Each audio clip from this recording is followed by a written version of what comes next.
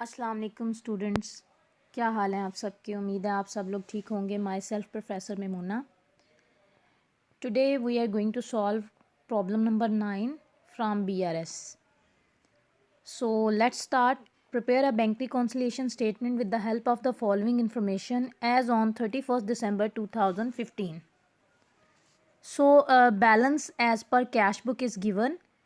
As you know very well, balance as per cash book is normally debit. So we will write debit here. So balance as per cash book debit होगा.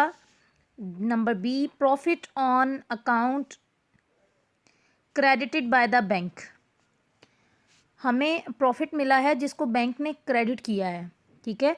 तो जिस चीज़ को bank credit कर रहा है हम उसको क्या करेंगे, डेबिट। सो ये 1500 डेबिट होगा। Bank paid ₹5000 as rent on the behalf of account holder. हमारे बिहाफ पर, हमारा अकाउंट है ना बैंक में, हमारे बिहाफ पर बैंक ने 5000 का रेंट पे कर दिया हमारे बैलेंस में से। तो जब बैंक ने रेंट पे किया तो इसका मतलब ये है कि हमारा बैंक बैलेंस डिक्रीज़ हुआ। बैंक ने डिक्रीज़ करके डेबिट कर दिया, तो हमें क्या करना है, इसको क्रेडिट करना है। ये क्रेडिट होगा। दोबारा बता रही हूँ, जब भी हम अक्सर बैंक को इंस्ट्रक्शंस दे देते हैं और बैंक हमारे कहने पे काम करता है और पेमेंट्स वगैरह करनी हो या पेमेंट्स रिसीव करनी हो तो हम बैंक को ऑर्डर्स दे देते हैं। हमारे स्टैंडिंग ऑर्डर्स को बैंक फुलफ़िल करता है और पेमेंट्स कर भी देता है और अमाउंट्स रिसीव भी करता है और हमारे अकाउंट में ऐड कर देता है या माइनस कर देता है।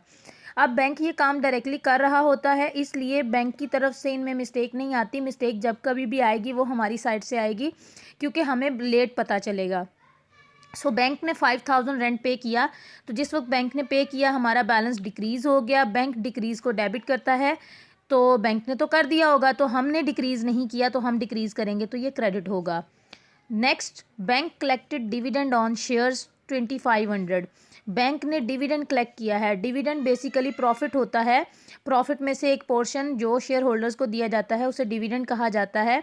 तो बैंक ने डायरेक्टली डिविडेंड कलेक्ट किया, 2500 हमारे अकाउंट में ऐड हो गया।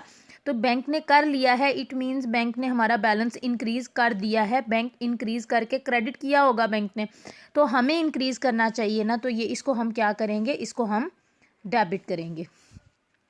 Next one is checks paid into bank. हमने बैंक में चेक दिए हैं, जमा करवाए हैं, but not collected by the bank. हमने बैंक में चेक जमा करवा दिए, डिपॉजिट करवा दिए। पेड इनटू का मतलब यही होता है कि हमने जमा करवा दिए, लेकिन बैंक ने कलेक्ट नहीं किए, यानी बैंक ने उनको बैलेंस के अंदर ऐड नहीं किया। हमारे बैंक बैलेंस को बैंक ने इंक्रीज़ नहीं किया। तो इंक्रीज़ करना चाहिए ना, तो इंक्रीज़ करेगा तो क्या करेगा, ये credit. Next one is cheques issued but not presented to the bank for payment. हमने चेक इशू कर दिए हैं, यानी किसी को पेमेंट कर दी है हमने चेक के थ्रू, हमने चेक इशू कर दिया, हमने अपना बैलेंस डिक्रीज़ कर दिया, लेकिन वो चेक बैंक में प्रेजेंट ही नहीं हुआ पेमेंट के लिए, यानी बैंक ने ना पेमेंट की है ना ही बैंक में से वो बैलेंस डिक्रीज़ हुआ है। तो बैंक को भी डिक्रीज़ करना चाहिए ना, तो बैंक डिक्रीज़ करेगा तो इसको क्या करेगा, डेबिट करेगा। सो स्टूडेंट्स, ये सारी मैंने डेबिट क्रेडिट के साइन आपको बता दिए। Balance as per cash book debit होता है, बैलेंस एज पर पासबुक दिया हो तो वो क्रेडिट होता है, क्योंकि कैश बुक के मुताबिक हमारे पास पड़ा हुआ जो बैंक बैलेंस है वो डेबिट होगा, क्योंकि ये बैंक बैलेंस हमारा एसेट है। लेकिन पासबुक के अंदर, क्योंकि पासबुक बैंक ने बनाई होती है, तो बैंक के लिए जो भी बैलेंस उसके पास पड़ा है वो क्रेडिट है। इंक्रीज़ हो तब भी बैंक क्रेडिट करता है बैंक बैलेंस को। So balance as per cash book given हो तो आप उसे हमेशा डेबिट करेंगे, और बैलेंस एज पर पासबुक दिया हो तो वो क्रेडिट होता है, ठीक है। और बाकी स्टेटमेंट्स का मैंने आपको बता दिया है। अब हम इसकी BRS बनाते हैं। BRS के लिए फॉर्मेट मैंने बना लिया है। अब इसमें नाम कोई भी गिवन नहीं था, इसलिए ऊपर टाइटल में नेम नहीं आया। बैंक रिकॉन्सिलिएशन स्टेटमेंट लिखा एज ऑन 31 दिसंबर 2015। स्टार्टिंग विद द बैलेंस, सबसे पहले बैलेंस गिवन है तो हम यहाँ बैलेंस से स्टार्ट करेंगे, और हमारे पास बैलेंस कौन सा गिवन है, balance as per cash book. Cash book के का बैलेंस हमें गिवन है, ये डेबिट होता है, और ये कितना है, 30,000। 30,000 का डेबिट बैलेंस हमारे पास है। उसके बाद स्टेटमेंट नंबर B लिखूंगी मैं। स्टेटमेंट नंबर B क्या है, profit on account credited bye the bank. Bank ने प्रॉफिट क्रेडिट किया है, इसको मज़ीद शॉर्ट भी कर सकते हैं, प्रॉफिट क्रेडिटेड बाय बैंक भी लिख सकते हैं। आपने इतनी स्टेटमेंट लिखनी है जिस स्टेटमेंट से वाज़ेह हो रहा हो, समझ आ रहा हो कि ये क्या है, यानी कि सारी की सारी स्टेटमेंट लिखना भी ज़रूरी नहीं है, थोड़ा शॉर्ट करके लिख सकते हैं। तो ये 1500 का प्रॉफिट था और ये डेबिट है। तो अब ये देखें, ये दोनों अमाउंट्स डेबिट हैं, सेम साइन आ गया तो ये दोनों ऐड हो जाएंगी, ठीक है। इनको हम करेंगे ऐड। सो ऐड करके हमारा आंसर आ गया 31,500 और ये डेबिट आया है आंसर हमारा। अब हमने स्टेटमेंट नंबर सी लिखी है, bank paid ₹5,000 as a rent. Bank ने रेंट पे किया है 5,000 का, तो ये क्रेडिट था 5,000 के साथ। अब ये दोनों डिफरेंट साइन है, एक डेबिट है एक क्रेडिट है, तो ये दोनों माइनस हो जाएंगे, हम इनको माइनस करेंगे और जो आंसर आएगा उसके साथ हम वो साइन लगाएंगे जो इनमें से बड़ी अमाउंट के साथ, हैवी अमाउंट के साथ डेबिट का साइन है, ठीक है।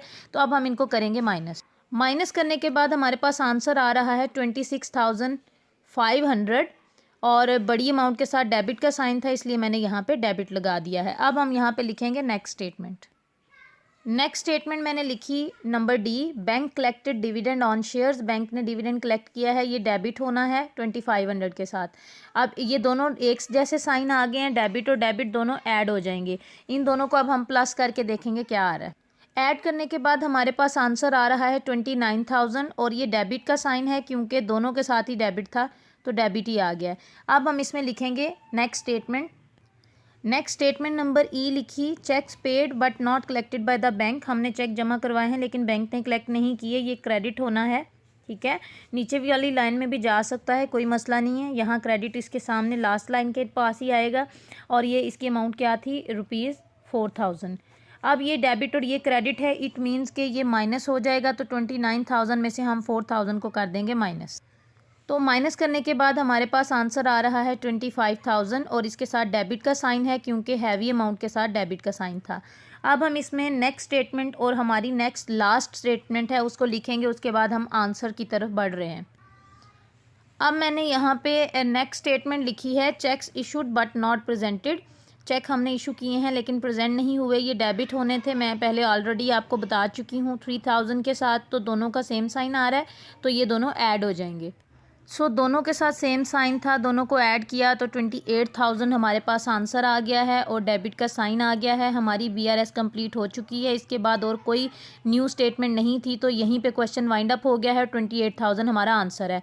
मैंने आपको कल भी बताया था जब हमारा क्वेश्चन स्टार्ट होगा balance as per cash book के साथ, तो हमारा क्वेश्चन का एंड होगा बैलेंस एज पर पासबुक के साथ। और अगर हमारा क्वेश्चन स्टार्ट होगा बैलेंस एज पर पासबुक के साथ, तो हम आंसर में लिखेंगे balance as per cash book. So ये कैश बुक के बैलेंस से शुरू हो रहा था, तो यहाँ पे हम लिख देंगे बैलेंस एज पर पासबुक।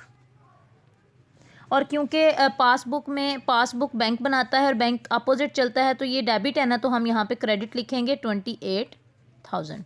ये है हमारा आंसर। उम्मीद है आप लोगों को समझ आई होगी क्वेश्चन की। और स्टूडेंट्स, आपको क्वेश्चन की समझ आई हो तो बेटा चैनल को सब्सक्राइब तो ऑलरेडी आपने किया ही हुआ है, जिन्होंने नहीं किया उनको रिकमेंड करें, लाइक करें और मुझे कमेंट्स में बताइएगा कि आपको कैसा लगा। Thank you so much. अल्लाह हाफिज़।